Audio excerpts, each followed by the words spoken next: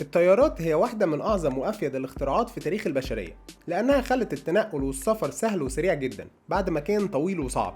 لكن في سؤال دايما بيجي في بالنا، وهو إزاي جسم كبير زي الطيارة بيقدر إنه يطير بسهولة في الهواء؟ اتفرج على الفيديو ده علشان تعرف إزاي الطيارات بتطير. بيرجع اختراع الطيارة للأخوان رايت، اللي كانوا صناع وفنيين دراجات هوائية، بس كانوا مهتمين جدا بالطيران من وهم صغيرين.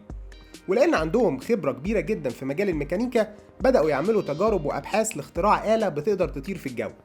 وبعد تجارب فاشلة كتير جدا قدروا فعلا إنهم ينجحوا في اختراع أول طيارة طارت في الجو سنة 1903. وبعدها فضل المخترعين يطوروا في الاختراع ده ويحسنوا المحركات وأدائها لحد ما وصلنا للتكنولوجيا الموجودة في الطيارات دلوقتي. بتعتمد فكرة ارتفاع الطيارة في الجو على مبدأ برنولي، اللي بيقول إن ضغط المائع بيقل لما تزيد السرعة، وبتستخدم القاعدة دي في تصميم أجنحة الطيارة. فبيتصمم الجناح بحيث يبقى منحني من فوق ومستقيم من تحت، وده بيخلي الهواء ينساب على السطح العلوي للجناح بسرعة أكبر من انسيابه على السطح السفلي.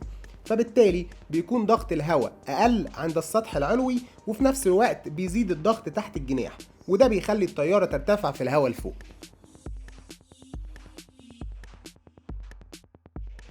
طبعا الطيارة هي عبارة عن مركبة ميكانيكية بتخضع للقوانين الميكانيكية وقوانين الديناميكا الهوائية.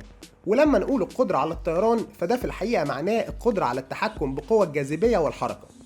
والطيارة بما انها جسم متعلق في الطبقة الجوية فبيتحكم فيها 4 قوى، وهما الدفع، السحب، الوزن، والرفع.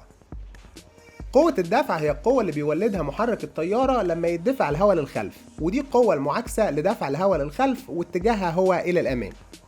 قوة السحب ودي القوة اللي بتقاوم الحركة للأمام واتجاهها هو نحو الخلف. قوة الوزن ودي قوة الجاذبية الناتجة عن كتلة الطيارة واتجاهها هو نحو مركز الأرض. وقوة الرفع ودي عبارة عن القوة اللي بيولدها جناح الطيارة واتجاهها عمودي لسطح جناح الطيارة، يعني إلى الأعلى.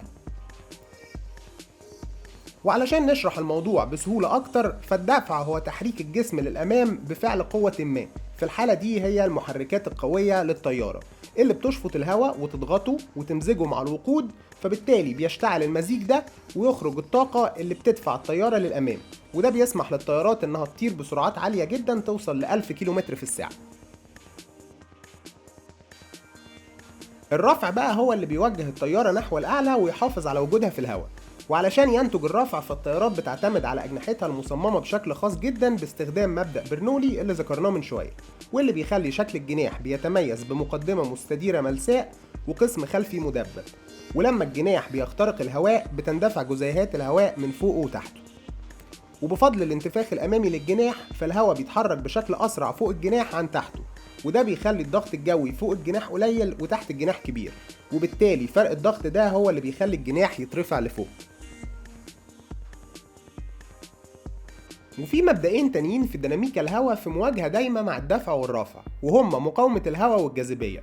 وبتحصل مقاومة الهواء نتيجة إعاقة تدفقه من قبل أجسام متحركة، وبالتالي بيبطئ حركتها، وده اللي بيحصل بالظبط لما تخرج إيدك من شباك عربية ماشية بسرعة.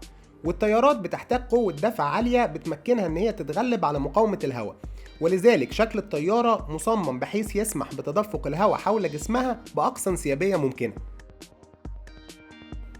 أما الجاذبية فدي القوة اللي بتسحب كل الأجسام ناحية مركز الأرض، ولازم قوة رفع الطيارة تكون عالية علشان تقدر إنها تتغلب على الجاذبية. وبيعتمد المهندسين طبعا لما يصمموا الطيارة على معادلات معينة بيقدروا من خلالها يحسبوا الحجم المثالي للجناح وسرعة الطيران لتوليد المقدار المناسب من الرفع بناء على وزن الطيارة. طبعا الموضوع علمي ومليان معادلات وحسابات، بس الفكرة العامة هي اللي شرحناها في الفيديو ده علشان تقدر تجاوب بيها على سؤال مهم زي ايه اللي بيخلي الطيارة تطير في الهواء. قولنا في الكومنتات اكتر حاجة عجبتك في الفيديو ده، ولو عندك مقترحات لفيديوهات تانية. ولو عجبك الفيديو ما تنساش تعمل لايك وسبسكرايب وتفعل زر الجرس علشان تشوف الفيديوهات الجديدة اول ما تنزل.